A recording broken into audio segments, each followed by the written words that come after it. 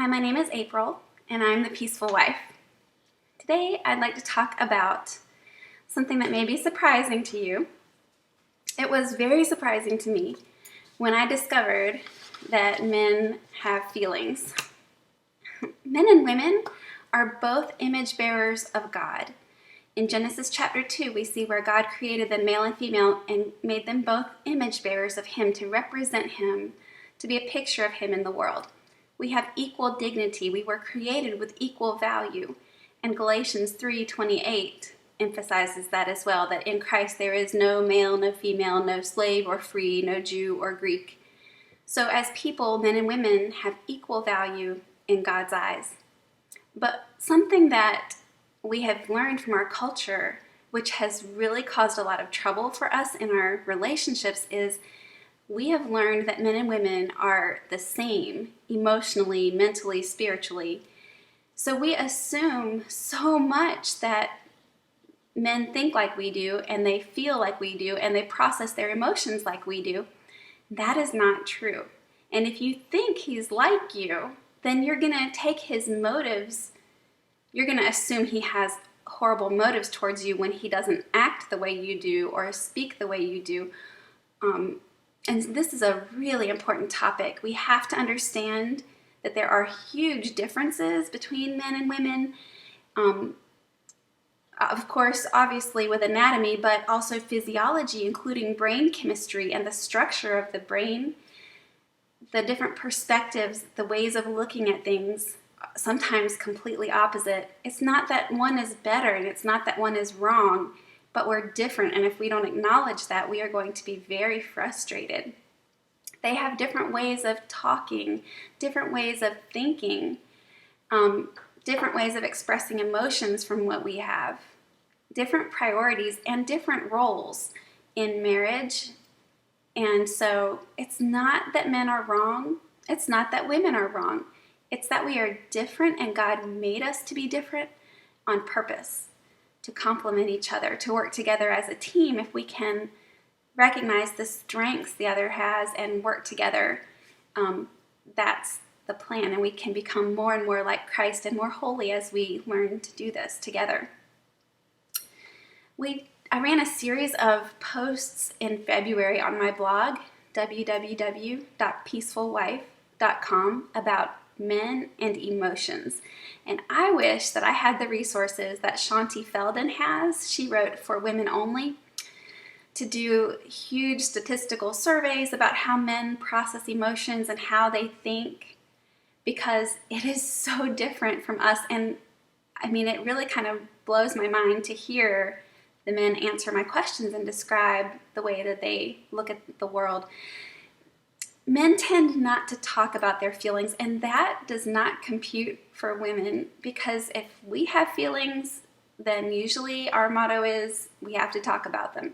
We feel better when we talk about our feelings, and that's how we process our feelings. But men do not generally process emotions and feelings verbally. Their brain is so different from ours. They have a much smaller emotional center called the limbic system than we do.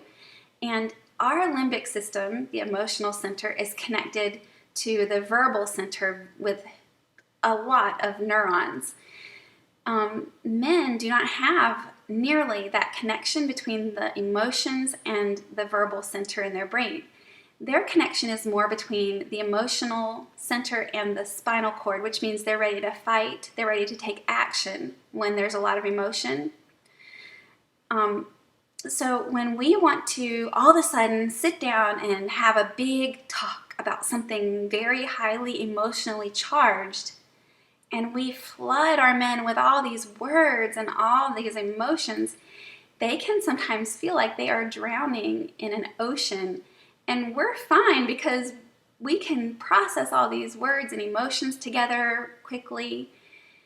But our men sometimes need time. They need a brief description of our feelings, like bullet points instead of essays. And they sometimes need to go off by themselves and think and process, because this is pretty fascinating to me. Some men don't even think in words when they're working on a problem in the marriage or the family or at work. They sometimes have told me that sometimes they think in pictures or silent movies or in formulas, or they think about a scale, or they think about images instead of words. And so they have to go off by themselves sometimes and process the emotions, the words that we gave them, come up with solutions, examine different options, and then it also takes additional time to put their thinking process into words. And we don't know that because that's not how we think. We assume that if they don't tell us what they think and feel right away, that means they don't love us, that they're purposely withholding their opinions or their feelings from us. But a lot of times it's not true. A lot of times they need a day or two or more to think through a big decision. They don't want to make a mistake. They want to be sure they have all the information. So that difference is huge. And if we can understand it, we can work with them and be accepting of what they need to make decisions instead of assuming evil motives where they don't have evil motives. They just are men and they need to process things very differently. Our men need respect in order to feel loved. If a man feels disrespected by his wife or his girlfriend, he will feel unloved. A lot of men cannot really separate those two concepts. If they don't feel loved, they don't feel respected. If they don't feel respected, they don't feel loved. So we think that they need love just like us, and we pile on the words and the I love yous and the affection and lots of emails, and we give them the things that we want, but that doesn't really speak love to them. And when I think about the golden rule that Jesus gave us, do to others what you would have them do to you, I used to try to do that, and I would give my husband what I wanted. But it turns out that he doesn't need what I need. He needs totally different things. The masculine world is completely different from the feminine world, and it takes some time and study to figure out what they need. So the golden rule applies, but instead of, well, I like emails, so I'm going to send him emails, or I like a lot of conversation face-to-face, so I'm going to give him a lot of conversation face-to-face, what I need to do is figure out what he needs, and then I give him what he needs, just like I want him to give me what I need. Whether or not I receive back what I need, it is my duty, my obligation, my responsibility before Christ to honor Jesus, to obey him, and to take care of my husband in the way that he needs it. Disrespect deeply wounds our men. I thought my husband didn't have feelings. Those first 14 and a half years of our marriage, I would be upset about something and he would ignore me, is what it looked like. He would watch TV, he would act like I thought he didn't care about my feelings, but what he was doing was shutting down because he felt so disrespected. And he never told me he felt disrespected. Never, not in that entire 14 and a half years. He just shut down and closed his heart off to me. And I knew he was distant, and then I would try to force my way in, and he would just retreat further and further away. Disrespect makes our men feel so much pain, and they don't tell us about it sometimes. Most men, there's usually two ways they'll respond to disrespect and feeling unloved. One is they'll respond with anger. When you see a man suddenly get angry, there's probably a pretty good chance that he feels disrespected in some way, even if you didn't intend to make him feel disrespected. Look back over what you just did or ask him, did I do something disrespectful just now? If you're not sure, because when he feels disrespected, he is either going to react in anger or he's going to shut down, go silent, leave, and become emotionally very distant. Now, if a man is full of God's Spirit, he may be able to respond in love and to be able to gently confront about whatever it was that made him feel disrespected. But most of the time, men are going to respond in anger or they're going to shut down. If you're seeing that in your man, it means it's time to look at what you might be doing unintentionally, probably, that may make him feel disrespected. Our husbands' needs, the needs of men, our brothers in Christ, are important too. We know our needs are important. We want to feel loved. We want to feel accepted. We want to feel safe. We want to feel cherished and adored and important.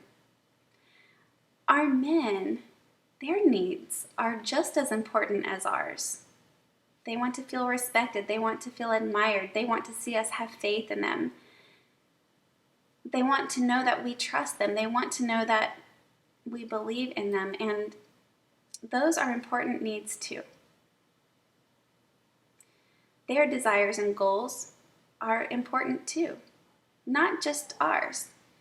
I mean, our desires and goals are important for us to share with our men, but their desires and goals are important too.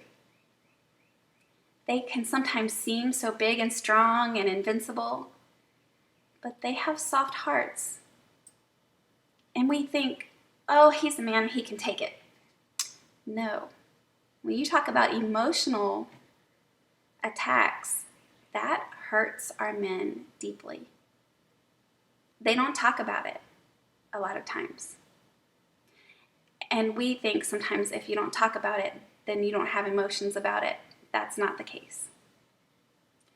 Our disrespect hurts them and can destroy them spiritually and emotionally. It can destroy our relationship.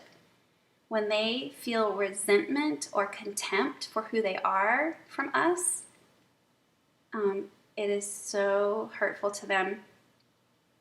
But our respect can heal them. It can heal wounds from their childhood. It can heal wounds from earlier in our marriage or from other relationships. So quickly, a couple of things about disrespect. And we often don't realize we are doing this because respect is just not in our mindset.